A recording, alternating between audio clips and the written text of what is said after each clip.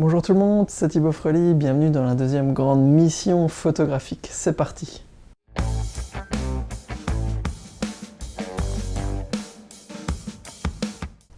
Voilà, j'espère que vous allez bien. Je suis ravi de vous retrouver. Bienvenue dans cette deuxième grande mission photographique. Toujours en partenariat avec l'association Mots d'Ouverture, on s'est creusé les méninges pour vous préparer une nouvelle mission et vous allez voir qu'on est encore allé beaucoup plus loin. Comme dans la première mission, on est toujours confiné, on va toujours transformer cette contrainte en opportunité.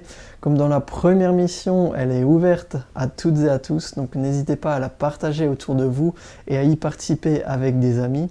Et comme dans la première mission photo, le résultat sera le livre en fait, donc vous pourrez toujours découvrir le regard de tous les photographes qui ont participé et mettre en valeur vos photos dans le livre. Alors la vidéo sera décomposée en 3 parties. Dans la première, on découvrira le thème et ce qu'on attend de vous au niveau des photographies. On découvrira ensuite le travail de grands maîtres de la photo en rapport avec le thème. Et enfin, je vous donnerai dans la dernière partie les clés pour participer à l'émission, comment réaliser les photos, comment y arriver. Le thème de cette deuxième mission photo sera la poésie du quotidien. Vous avez très bien réussi la première mission, on a vraiment été ravis de découvrir vos images. Donc on a décidé de vous emmener beaucoup plus loin. Donc pour illustrer ce thème, c'est pas une image qu'on va vous demander, c'est pas une série de 3 images comme la dernière fois. On va pas non plus se contenter de faire x2, ce serait trop peu, on va élever tout ça au carré. Donc c'est bien 9 images qu'on va vous demander pour illustrer ce thème. Le petit truc en plus, c'est que ces images, vous devrez impérativement les faire au format carré. Vous allez voir, c'est quelque chose d'extraordinaire, le format carré. Et ne vous laissez pas impressionner par les 9 images ni le format carré. Plus tard dans la vidéo, je vais vous expliquer exactement comment vous pourrez réaliser simplement ces images au format carré. Dans le livre, vos photos seront présentées sur 3 lignes de 3 images. Donc vos 9 photos carrées réaliseront un plus grand carré. Voilà pour les contraintes, vous avez le choix de la couleur ou du noir et blanc. Donc je récapitule, la poésie du quotidien, 9 photos au format carré. Alors ne vous inquiétez pas, je ne vais pas vous laisser seul, on va développer un petit peu plus ce thème et l'esprit qu'il y a caché derrière. Je relèverai moi-même aussi la mission comme la dernière fois. Je vous ferai une vidéo où je réalise moi-même l'exercice. L'esprit de ce défi, c'est une invitation à redécouvrir ce que vous pensez connaître par cœur. Et oui, le quotidien, c'est ce qu'on côtoie tous les jours, c'est ce qu'on prend pour acquis, c'est ce qu'on ne regarde plus. Et votre mission, ce sera de redécouvrir ces choses-là avec un œil neuf. Ce sera peut-être d'extraire de l'extraordinaire à partir de l'ordinaire.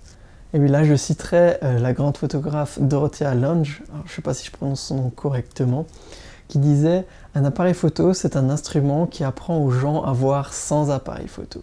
C'est ça toute la magie et tout l'intérêt de la photographie, c'est d'arriver à percevoir le monde d'une nouvelle manière, d'avoir un regard neuf sur les choses. Pour illustrer ça, je vais prendre un petit exemple. Si je vous montre par exemple cet objet, vous allez dire « mais c'est un appareil photo ». Et peut-être au bout d'années de pratique de photographie, vous allez dire « ah ben non, c'est pas un appareil photo, c'est un rectangle noir avec un rond gris ». Et ça change tout. C'est justement ça qu'on vous invite à avoir dans cette mission photographique, c'est de plus voir les choses pour leur utilité ou pour ce qu'elles sont, mais pour ce qu'elles sont graphiquement. Et c'est là où vous allez redécouvrir votre quotidien, vous allez redécouvrir les formes, la géométrie et la couleur. Concrètement, ce que je vous invite à faire, c'est de parcourir votre quartier, de parcourir votre intérieur, votre rue peut-être, un petit coin de nature près de chez vous, un endroit que vous connaissez. Mais vous n'allez pas y aller comme d'habitude. L'habitude, c'est quelque part la fonctionnalité. On va se promener pour marcher, pour prendre l'air. On traverse une rue pour aller du point A au point B. Ici, on va plutôt s'intéresser aux choses telles qu'elles sont et pas à leur utilité quelque part. Donc vous allez vous mettre en quête des petits détails, vous allez vous mettre en quête de l'inattendu, en quête de l'insolite, en quête des choses tout simplement belles que vous avez l'habitude de côtoyer mais sans forcément les voir.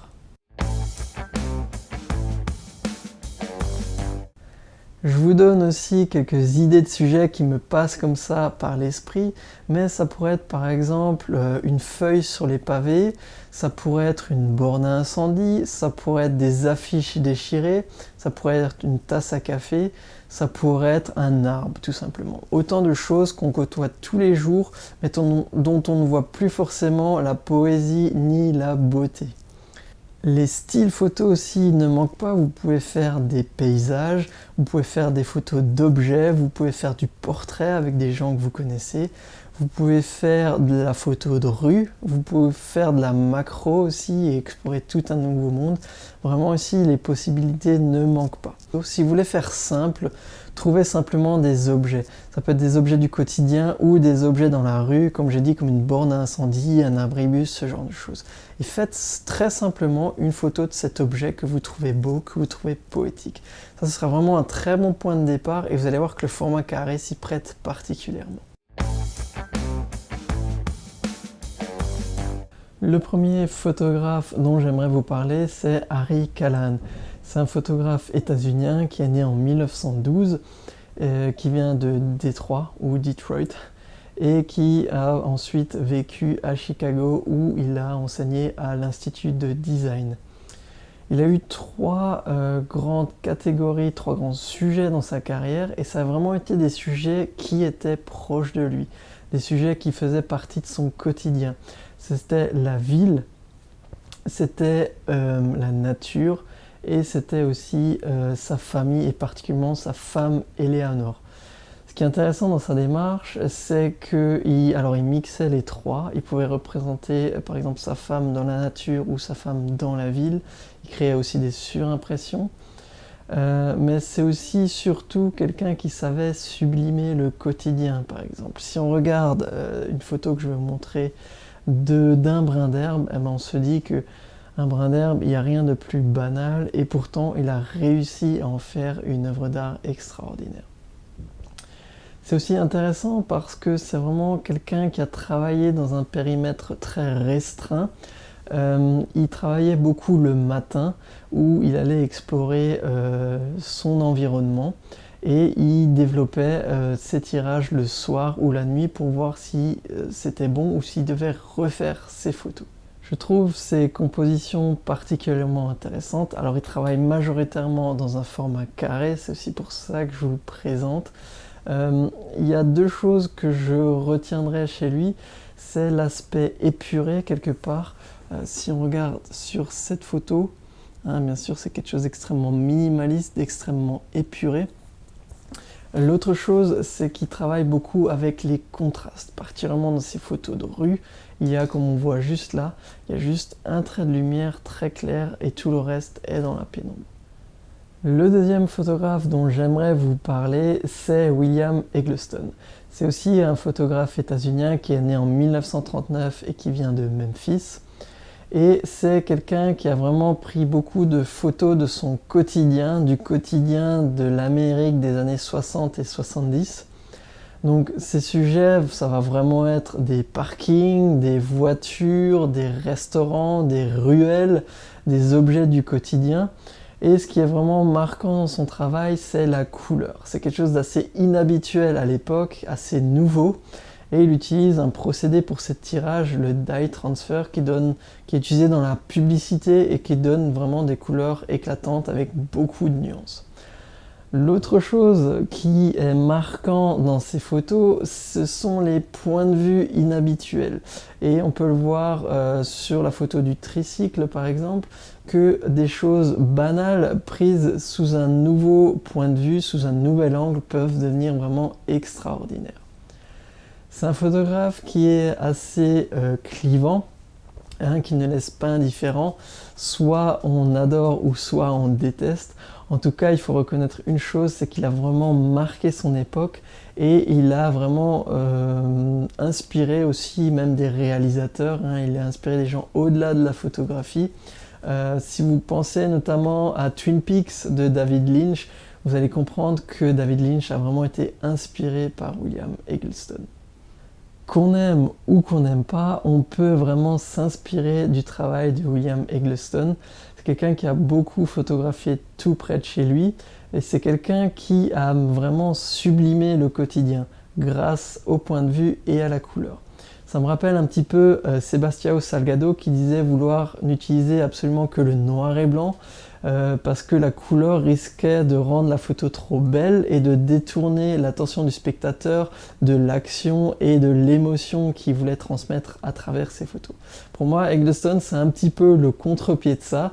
C'est quelqu'un qui prend des photos sans grandes émotions, il n'y a pas vraiment de portrait, il n'y a pas de regard perçant. Et pourtant, grâce à ses points de vue, grâce à la couleur, il arrive vraiment à sublimer des choses du quotidien. Voilà, maintenant qu'on a fait le plein d'inspiration grâce au travail des grands maîtres concernant le thème, maintenant on va s'intéresser un peu plus au format carré. Pour découvrir le format carré, on va analyser ensemble quelques images. La première chose qu'on peut remarquer avec le format carré qui fait sa spécificité, c'est sa très grande stabilité. Pourquoi? Pour la bonne et simple raison qu'il n'y a pas de côté plus grand que l'autre. La hauteur sera égale à la longueur et ça donne vraiment une impression de stabilité.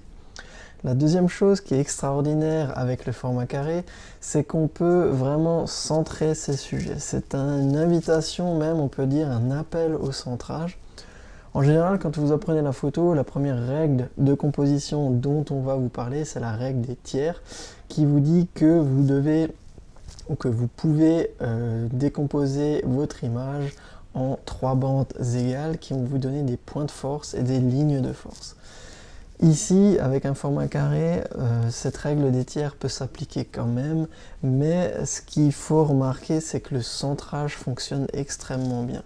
Dans un format carré, l'œil va invariablement être attiré par le centre de l'image. Ça, c'est une très bonne nouvelle parce que pour notre consigne, si on choisit par exemple de représenter des objets ou des sujets simples, notre composition va être grandement facilitée parce qu'on pourra simplement le centrer et ça fonctionnera très très bien. Alors même si on voit que cette image ne respecte absolument pas la règle des tiers, vous pouvez, si vous avez l'habitude et si vous aimez l'utiliser, vous pouvez tout de même le faire. Par exemple, si on reprend le fichier original, on va pouvoir recadrer par exemple en alignant l'horizon sur le tiers de l'image et ça fonctionnera très bien. Même dans des compositions plus complexes, on voit que même en format carré, il est tout à fait possible d'appliquer la règle des tiers si on le veut en mettant des choses d'importance sur les points de force. Alors on a vu qu'en format carré, le centrage fonctionne très bien. On peut quand même respecter, pour ainsi dire, la ligne des tiers et ne pas tout centrer. Vous pouvez aussi décentrer votre sujet. Ici par exemple sur cette photo, j'ai de la lumière qui vient vers la droite et je pourrais, pour mieux la mettre en valeur, pour mieux ouvrir le regard vers la lumière, je pourrais venir décentrer mon sujet légèrement et ceci fonctionnerait aussi bien. Alors n'essayez pas forcément de respecter absolument la règle des tiers et de mettre votre sujet absolument sur le tiers. Ça peut marcher, c'est pas interdit, mais si vous décentrez trop le sujet, vous risquez de créer un déséquilibre. Voilà, c'est juste un conseil si vous débutez pour garder de l'équilibre dans votre photo. Si vous voulez exprimer le déséquilibre dans votre photo, surtout n'hésitez pas à exprès décentrer votre sujet pour mieux faire passer votre message.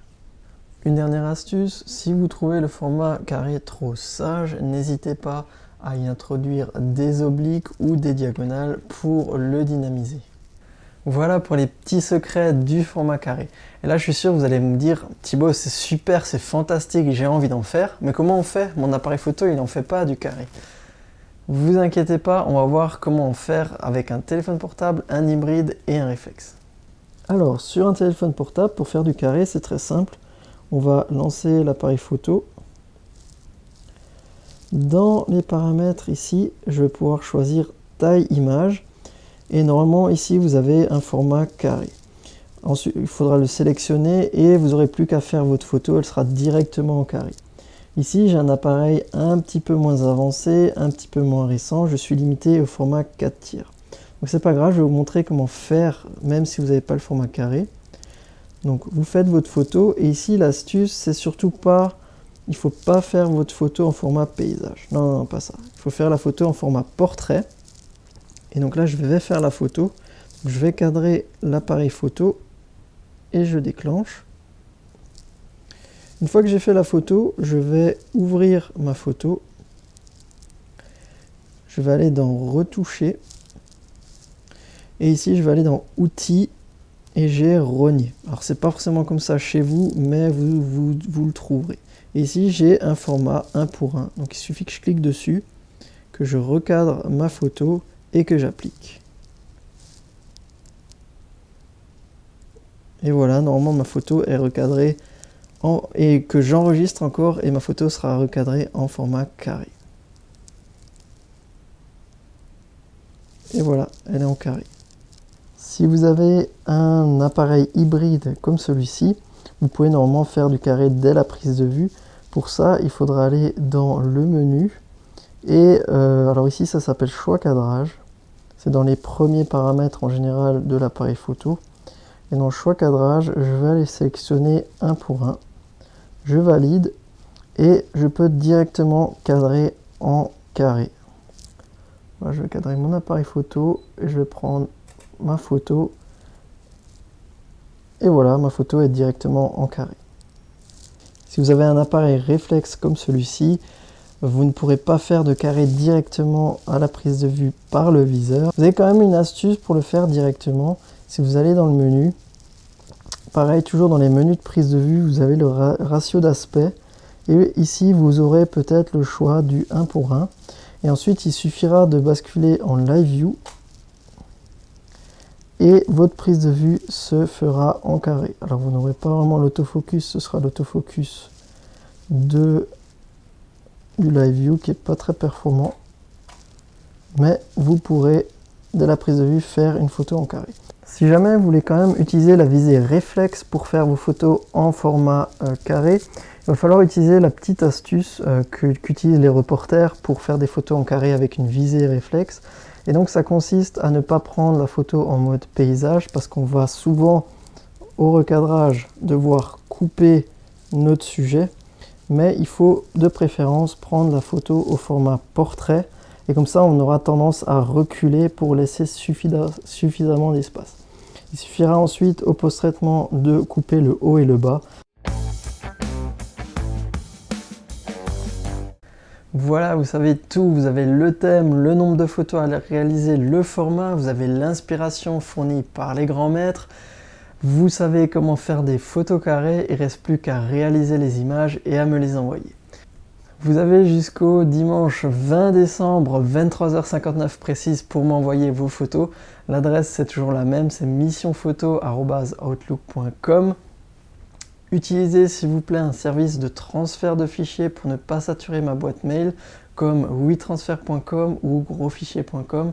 C'est très simple, vous allez sur le site, vous choisissez vos fichiers, vous rentrez mon adresse email et vous pourrez comme ça m'envoyer très facilement les photos. J'insiste aussi, s'il vous plaît, sur le nommage des photos. La dernière fois, j'ai eu beaucoup de travail pour renommer vos photos parce qu'il manquait des majuscules et ce n'était pas les bons caractères. Donc, s'il vous plaît, rendez-moi ce service. Nommez bien les photos. Donc, votre prénom avec une majuscule au début de votre prénom, un espace, pas d'underscore, s'il vous plaît, vraiment un espace, suivi de votre nom qui commence par une majuscule. On respecte vraiment bien son beau nom en mettant une majuscule au début et suivi du tiret et du numéro de la photo. Si vraiment vous n'arrivez pas à le faire, c'est pas grave, avec votre nom et votre prénom, je le ferai, mais s'il vous plaît, essayez de le faire, c'est vraiment un gros service que vous me rendez. Merci d'avance. Le petit rappel, comme la dernière fois, si vous nous envoyez les photos, vous en êtes bien sûr l'auteur. Si une personne est reconnaissable, vous avez obtenu son autorisation pour qu'elle soit publiée. Et bien sûr, si vous nous envoyez les photos, c'est que vous êtes d'accord pour qu'on les utilise pour créer le livre et le diffuser comme la dernière fois. Voilà, tout est dit, il ne me reste plus qu'à vous souhaiter une bonne chance, j'espère que vous êtes prêts à relever ce nouveau défi encore plus audacieux que le précédent. Je vous retrouve dans quelques jours avec la vidéo où je relève moi-même le défi. D'ici là, je vous souhaite une bonne chance, de très bonnes photos et que la lumière soit avec vous. Salut!